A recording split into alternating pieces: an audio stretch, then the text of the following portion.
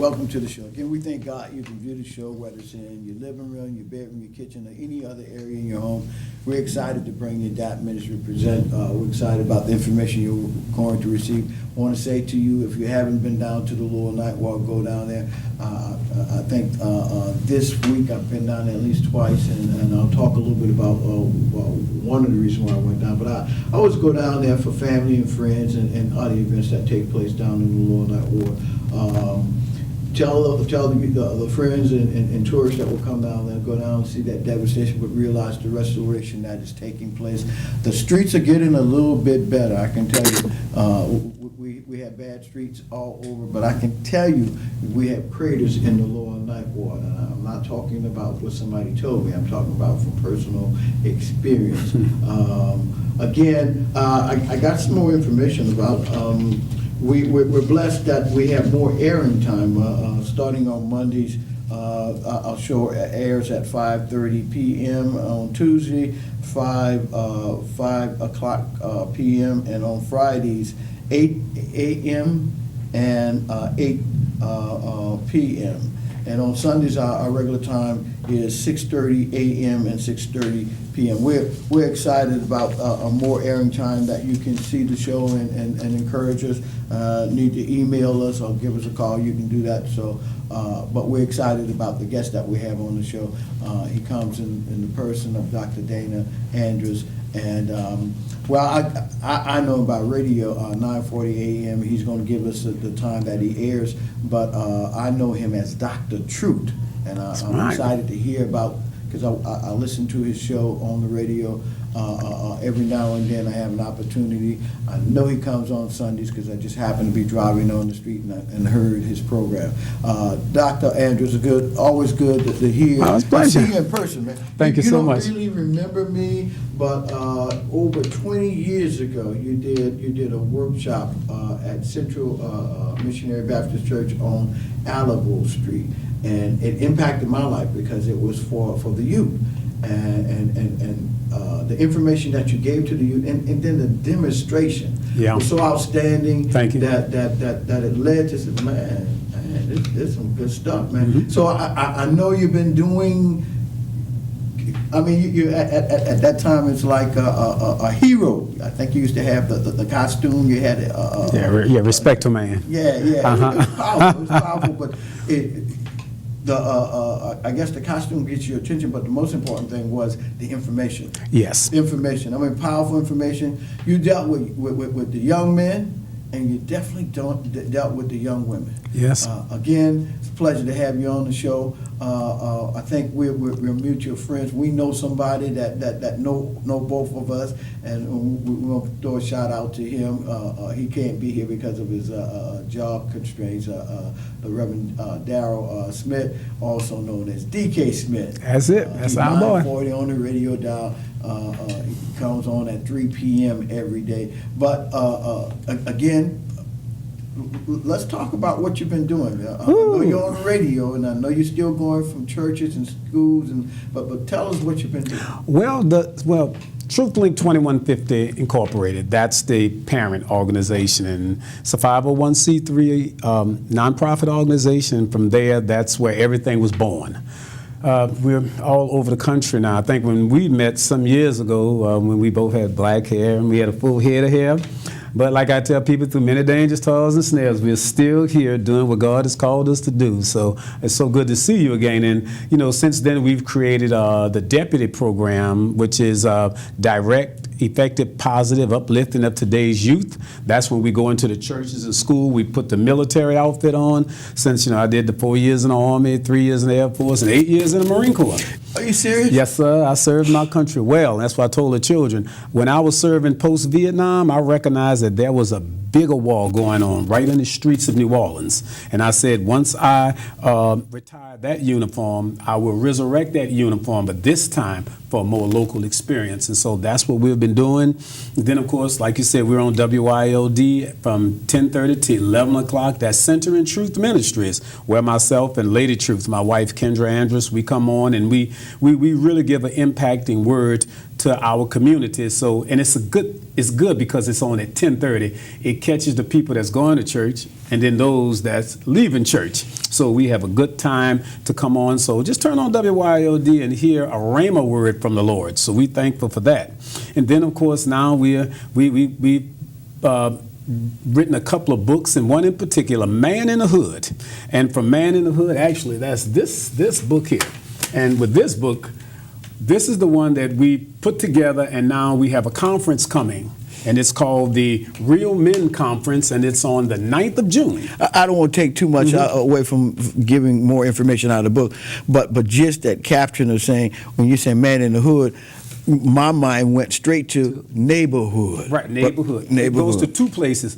The older people look at the neighborhood. The younger people look at the movie that actually spawned this book, which was Boys in the Hood. Mm-hmm. And Boys in the Hood was just a horrific movie that talked about all the negative ills of the black male. But what we did was took that hood experience and took it to a positive level. So when we say the hood, we're talking about the hood. If you notice, it's a graduation stole. That's the hood we're talking about, because knowledge is power, information is energy. And when a young man can educate himself, and not just through school, but through common sense, through being a mentee to a mentor, when he can move to that level where he can learn the necessary steps to manhood, then and only then can he earn the right to call himself a man. Now, I got to call upon you because one of the sessions that was down over 20 years ago, you dealt with relationships and relationships to, I just want to speak from the male responsibility. Yes, sir. I mean, you hit it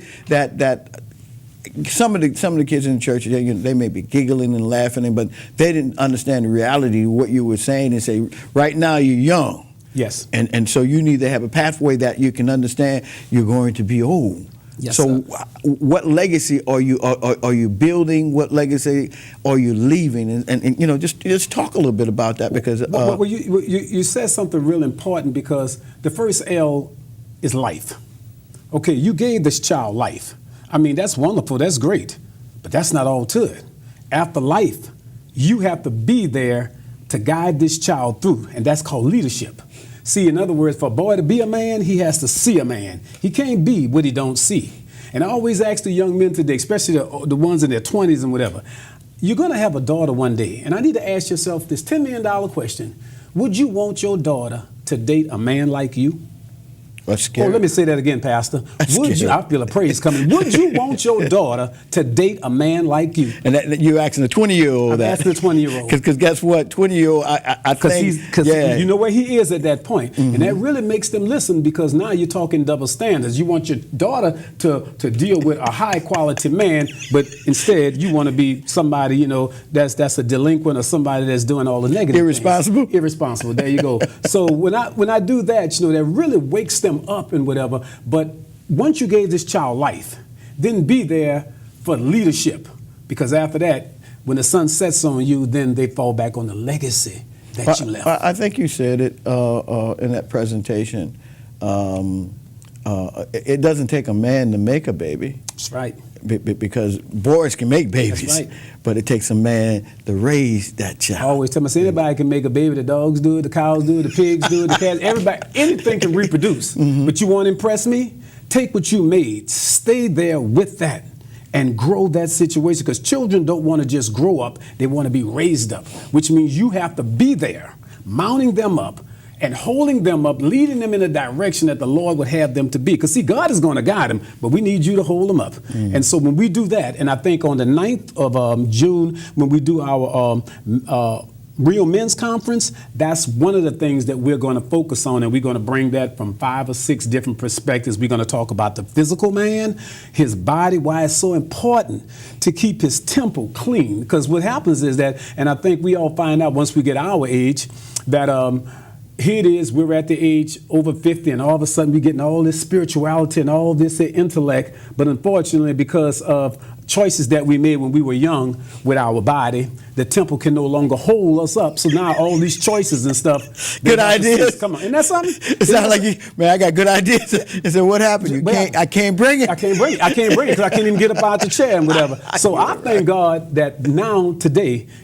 He's allowed me to just be able to stay in good physical condition. And Dr. Gregory Briggs, most people know him. He's going to talk about that at the conference. Then we're going to have Pastor, and I'm sure you know him, Tom Watson, who's going to talk about our spirituality. Because first of all, we need to ask ourselves, I need to remind ourselves, God is not like us. We're supposed to be like God.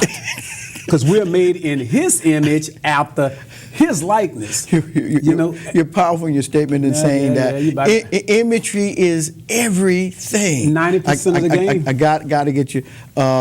Now, what do you talk about in the book? And because I know you've written several books, what do you talk about? What aspect do you talk about? In this book, we look at the direction that man goes, the things that he's supposed to. He's the provider, he's the supporter, he's the defender, and he's the protector of his home. In other words, you make the living for the home. You protect the home. You can't protect your home being in jail. That's not going to work. You have to be on the scene. You have to support your family, which means that you have to take care of that family in such a way that even after you're gone, their lifestyle don't change. Man. So that means you have to support. And then you have to defend them no matter what, because family comes first. And I always tell boys, especially when it comes to dealing with your females, whether it be your wife, your mother, your daughters, or whatever, these are your precious jewels. That's your responsibility to take care of them at all costs, because it was through a woman that we came in the world, which means we have a responsibility to love them and respect them while we're in this world. Is that a principle of nurturing? Is that a nurturing principle? See, the principle of nurturing, we always say, well, that's a woman's job. No, a man's job is to nurture his home from the outside. The woman nurture it from the inside, and then that way the children will always have what they need and whatever. You keep hearing these men out here saying, and I'm so hard on men because I'm a man. Well, I think if anything, the standard is that we are the image. The image. And image is, like I say, image goes a long way and is important. It's almost time for us to go to break. When we talk, I want to talk a little bit about where we can find your book. Okay. And then I want to talk a little bit on the second half as well about the conference. I'm interested in the conference and who the conference is going to impact. Because look, we need to target age for young men. Yes, I'm being honest with you and sincere with you, because we say we're looking for the age of the 18-year-old. I think we should start younger than that. Yes. Younger than that. We're going to go to break. When we come back, we're going to talk to Dr. Truth. He has some information that he wants to give to us, and we hope that you are willing to receive it. Stay tuned. We'll be right back.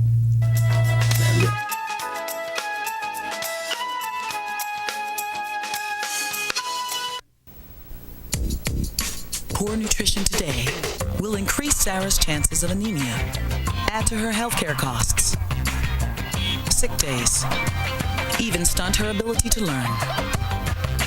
And the thing is, Sarah's not even born yet. Get proper nutrition before it's too late. Call or visit WIC. WIC provides nutrition information, healthcare referrals, even food. Your child has you, and you have WIC.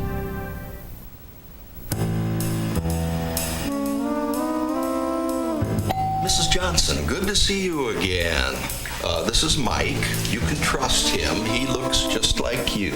Plus, 2 against 1 is more intimidating when we force someone to sign a loan. And I'll be sucking up to you in order to keep up the illusion. So, here are your low monthly payments and interest rate as we promised. Here's where they triple.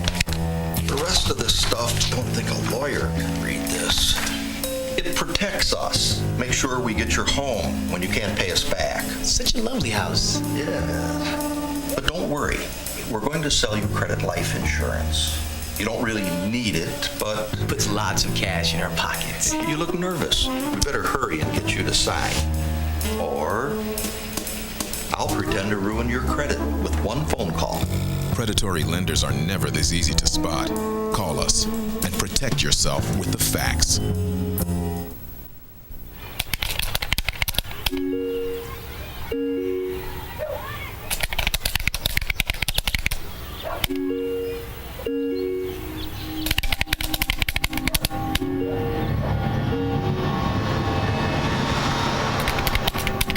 Every day, online predators make their way into homes uninvited and unnoticed.